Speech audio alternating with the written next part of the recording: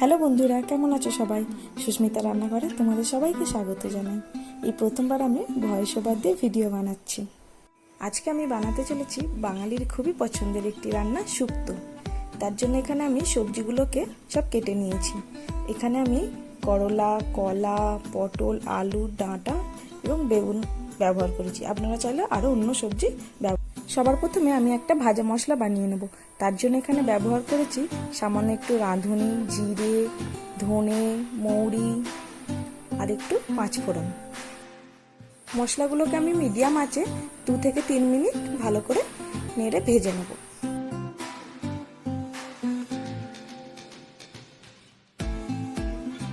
দেখুন, এটা আমার ভাজা কমপ্লিট হয়ে গেছে।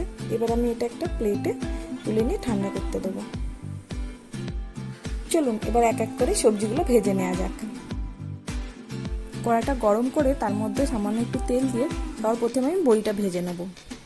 বড়িটা একটু লাল লাল করে ভেজে নিতে হবে।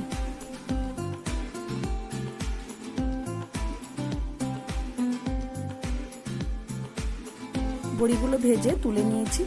এরপর আমি ওই তেলেই করলাগুলো ভেজে নেব। করলার মধ্যে সামান্য একটু নুন দিয়ে দিলাম।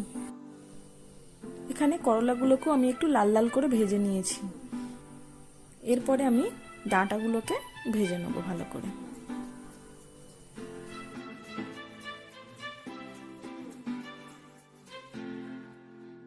দেখুন, আমার ডাঁটা ভাজা কমপ্লিট হয়ে গেছে। আমি ডাঁটাগুলো তুলে নিচ্ছি।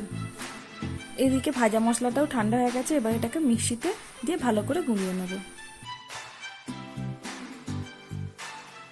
এদিকে কড়ার মধ্যে আরেকটু তেল দিয়ে আমি বেগুনগুলোকে এবার ভেজে নেব। এর মধ্যে সামান্য একটু নুন দিয়ে দিলাম।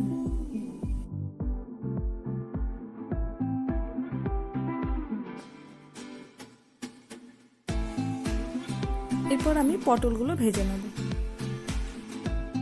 এখানে সব সবজি ভাজার সময় আমি সামান্য করে একটু নুন ব্যবহার করেছি, যাতে সবজির মধ্যে নুন ভালো করে ঢুকে যায়।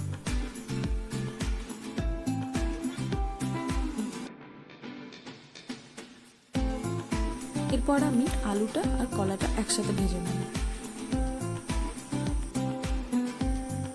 এর মধ্যে সামান্য একটু নুন আর হলুদ দিয়ে দিলাম।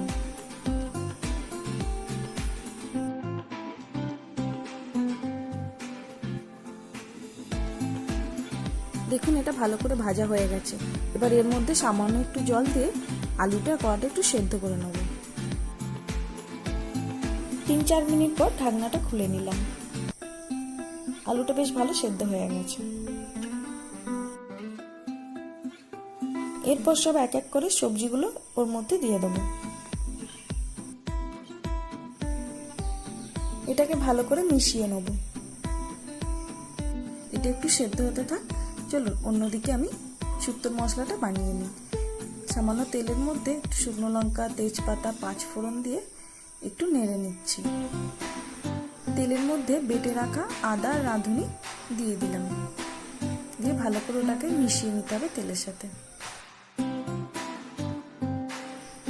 এরপর আমি সর্ষে আর পোস্তর একটা স্মুথ পেস্ট বানিয়ে রেখেছিলাম, সেটাও দিয়ে দিলাম এর মধ্যে। মশলাটা এখানে বেশি ভাজার প্রয়োজন নেই। আমি এখানে 2-3 মিনিট মিডিয়াম আঁচে মশলাটা কষে নিয়েছি। মশলাটা থেকে এবার তেল ছেড়ে দিয়েছে। এর মধ্যে আমি সব সবজিগুলো ঢেলে দেবো।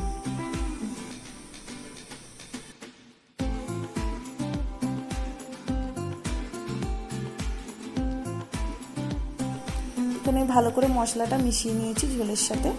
এরপর আমি ভেজে রাখা উচ্ছে আর বড়িটা দিয়ে দিলাম ঝোলের মধ্যে। ঝোলটা ফুটে গেলে ওর মধ্যে আমি 1/2 কাপ মতো দুধ দিয়ে দিলাম।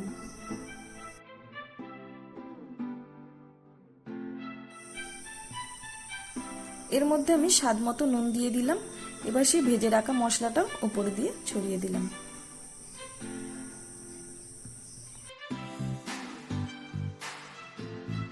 শুক্তোটা প্রায় হয়েই গেছে। এর মধ্যে আমি 2 চামচ ঘি অ্যাড করে দিলাম। ব্যাস, খুব সহজেই তৈরি হয়ে গেল বাঙালির খুব পছন্দের একটি রান্না, শুক্তো।